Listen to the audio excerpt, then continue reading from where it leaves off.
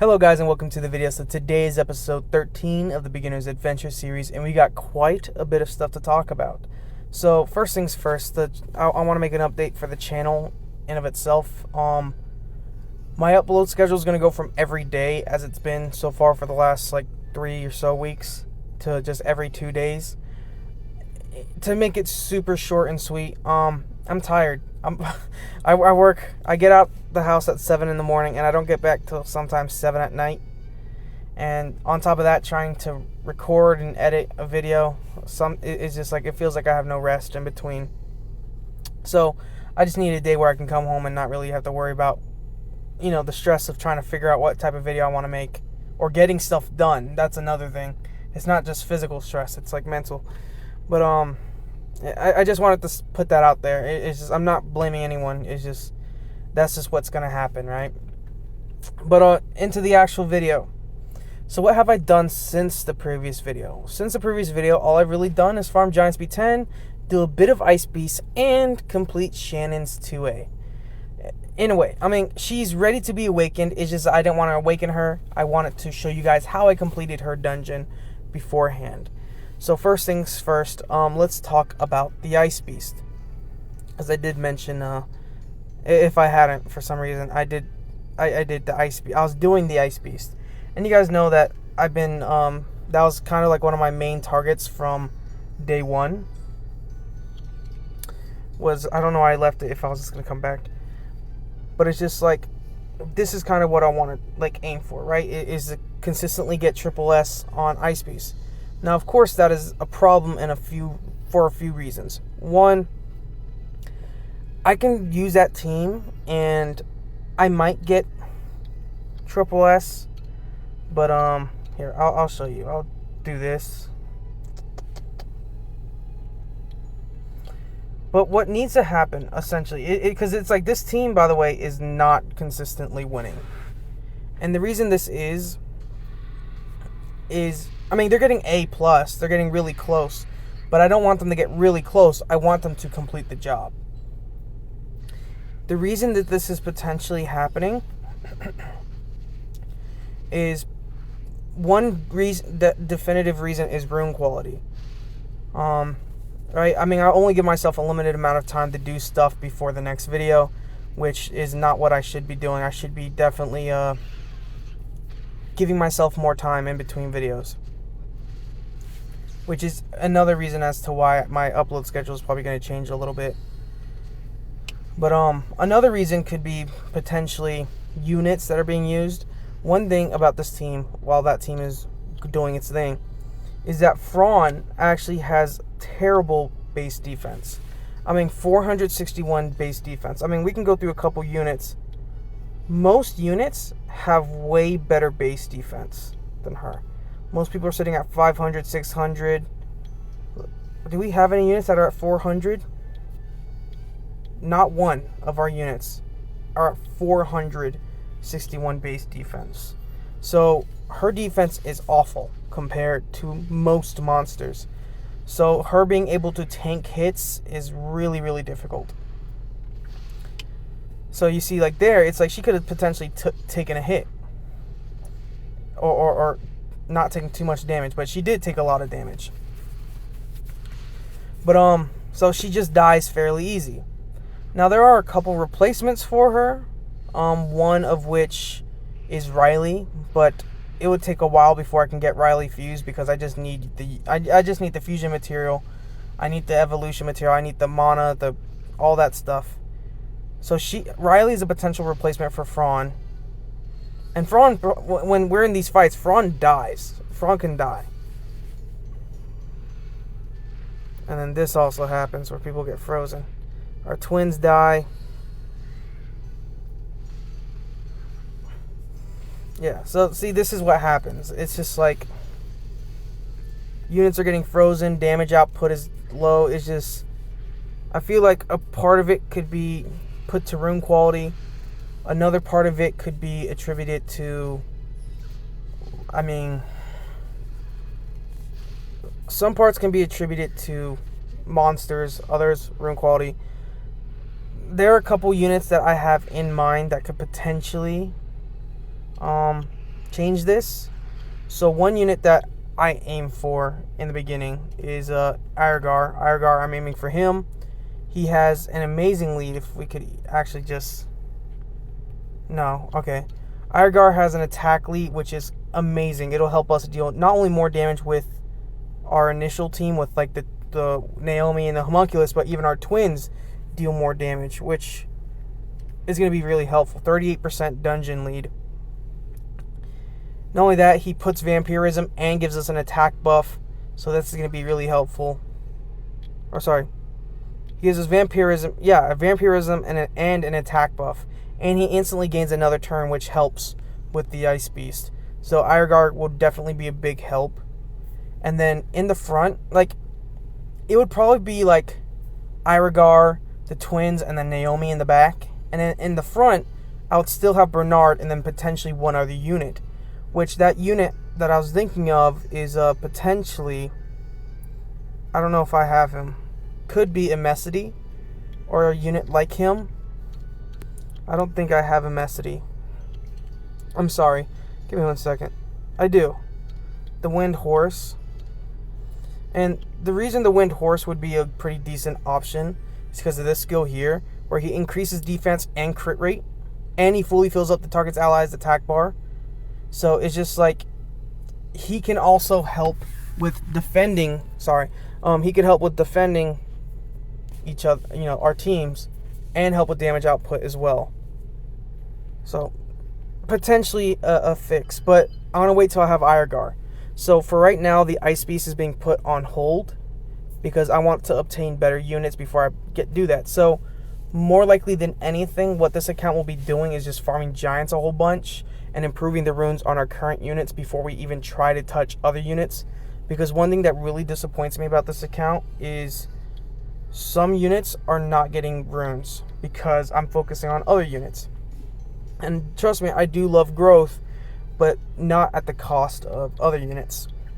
I mean, Crow, for example, he still has a blue rune, which I don't like. I mean, the blue rune looks okay, but it's just like, it could be way better. I mean, do I even have a crit damage rune that I could throw on him? Not a blade one. So it's just like, I need to farm more. So, with that being said, let's move on to the next part of the video, which is going to be Shannon's 2A. So like I mentioned, Shannon is fully skilled up. She has all of her Awakening XP. I want to show you guys how I completed her 2A. Now her 2A is, her 2A dungeon has a specific rule where only the monsters of the same attribute can enter. So when you have, Shannon, it's just like, you could see that the list of units you have there are very limited. So I brought Bernard and the Rockajaw, or the Wind Yeti, and the Naomi. You could bring whomever you like, but the reason I brought the Wind Yeti is because of healing, right? I wanted to make sure my team has a source of healing. Now, for most people, it really depends. If you get lucky enough, you're good here. But it's just like, look, these are all the wind healers. Unless you already have Riley, which is fine. But if you chose the Homunculus like me in the beginning, you're like, okay, how do I get Shannon up? Right? I mean, unless you have these guys done, which, I mean, whatever. You could have Morris. You could have, no, not him. Morris has he recovers his own HP.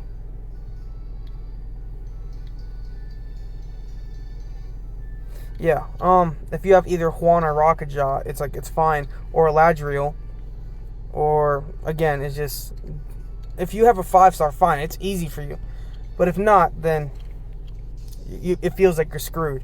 But I chose the Wind Rockajaw because not only is the Wind Rockajaw a good unit here, he's good in the beasts, in the Rift Beast.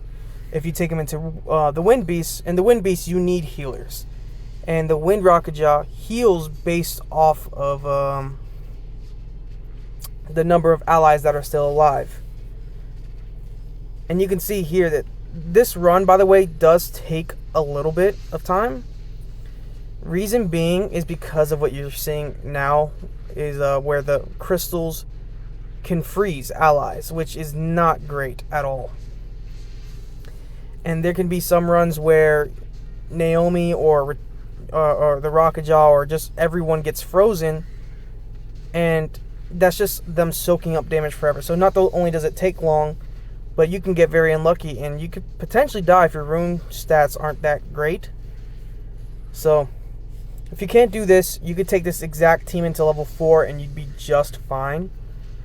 But the crystals can be devastating here because they freeze, while in level 4 all they do is slow you. So keep that in mind. Yeah, I mean, I guess while we're doing this, I was messing with a couple monsters. One monster that I was messing with specifically today was Charlotte, the wind occult girl. I wanted to see if she would have worked for the ice beast, but I mean, in a way she does, but she also doesn't, because I'm still not getting triple S. I'm not even getting S, which is all I want is S at the very minimum. But it's just like, I don't know, it doesn't work.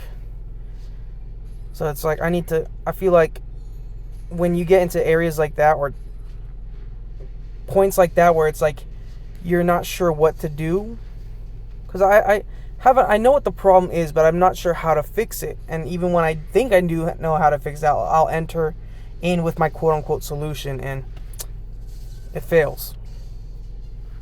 So I feel like when you get to that point, you got to step back.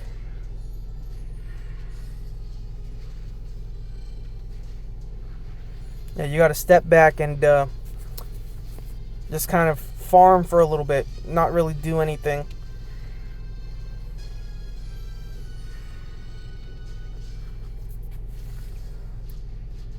And gather some runes and improve your current units. And then re-enter, and maybe, who knows, maybe the rune quality was all you needed. Maybe that time that you took away from the project helped you figure out an answer. But anyways, you can see here it works. It's just the thing that's scary about this is it's scary with Naomi, because sometimes Naomi could die, and if Naomi dies, then it takes forever for this run to complete. You could bring other units, like for me, it's like you could bring Royd. Royd can dish out some damage because he does damage based off his HP. For me, I could bring Charlotte. I could bring the Wind Homunculus, but ultimately, that's how I completed that run. Let me talk about something real quick. When you're doing that run, a lot of people, when they attempt to do these stages, they fail to realize that you have to take those crystals into consideration. As a beginner, when I first started playing Summoner's War, even before 2A was a thing, it's just like you got to take into consideration the crystals, because the crystals help make the boss, right? So here it's like you can see the two crystals. One of them, the one on the left, attacks all enemies, stripping them of beneficial effects, and the one on the right increases the attack bar of all allies and increases their attack speed. So it probably is best for you to attack the one on the right, just so they're not getting off as many turns, and then you aim for the left one, but aim for either the left or the right. But at the end of the day, before you aim for the boss, aim for one of those crystals. But let's 2A Shannon.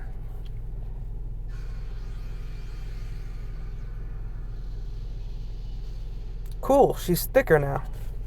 Anyways, so there she is. There we go. Her skills look really good. I might Devilmon her. Maybe.